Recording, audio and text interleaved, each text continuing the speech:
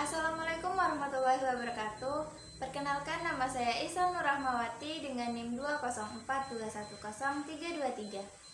Saya dari kelas PGMI 1F. Saya di sini akan menyampaikan materi tentang implementasi sila ketiga dan keempat dalam aspek kehidupan berbangsa untuk memenuhi tugas mata kuliah Pancasila. Implementasi sila ketiga Pancasila. Sila Persatuan Indonesia merujuk pada persatuan yang utuh dan tidak pecah belah, atau bersatunya bermacam-macam perbedaan suku, agama, ras, dan budaya yang berada di wilayah Indonesia. Persatuan ini terjadi karena didorong keinginan untuk mencapai kehidupan berbangsa yang bebas dalam wadah negara yang merdeka dan berdaulat, memajukan kesejahteraan umum dan mencerdaskan kehidupan bangsa, serta mewujudkan perdamaian abadi. Butir-butir implementasi sila ketiga adalah sebagai berikut.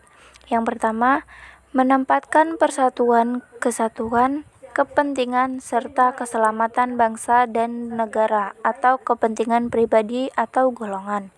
Oleh karena itu, perang antar suku dan agama tidak perlu lagi terjadi. Kita harus saling menghormati dan bersatu demi Indonesia. 2. Rela berkorban demi kepentingan bangsa dan negara. Butir ini menghendaki setiap warga negara rela memberikan sesuatu sebagai wujud kesetiaan kepada negara.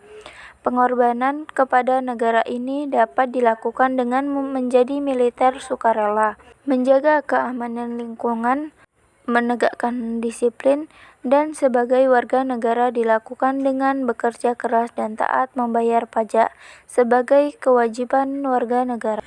Yang ketiga, cinta tanah air dan bangsa.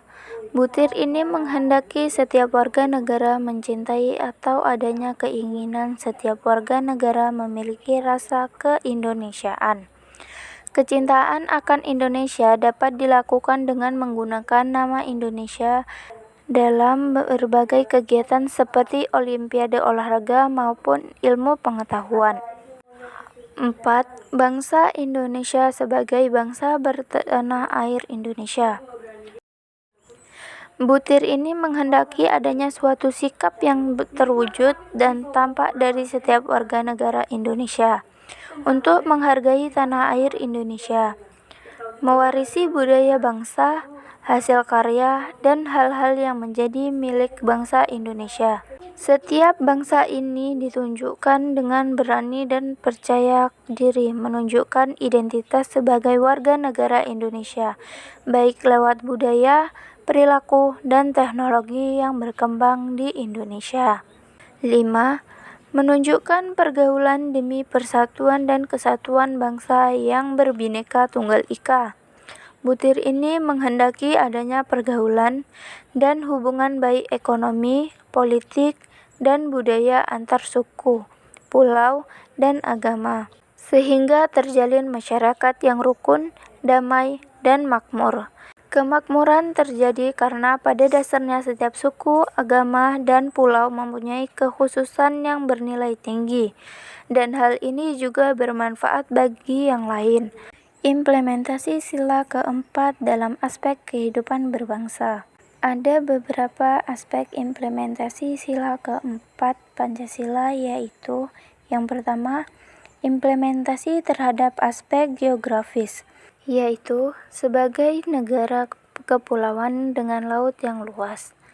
Secara geografis berada di posisi silang, berperan dalam persoalan global positif maupun negatif, dan berbatasan dengan banyak negara.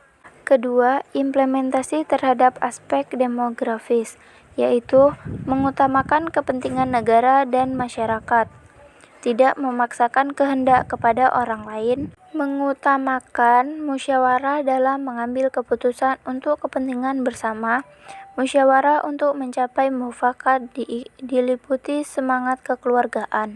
Implementasi terhadap aspek sumber daya alam. Dalam sila ini terdapat beberapa nilai yang terkandung, di antaranya kedaulatan berada di tangan rakyat. Rakyat memiliki utusan atau perwakilan untuk menjalankan tugasnya. Keputusan diambil berdasarkan musyawarah mufakat.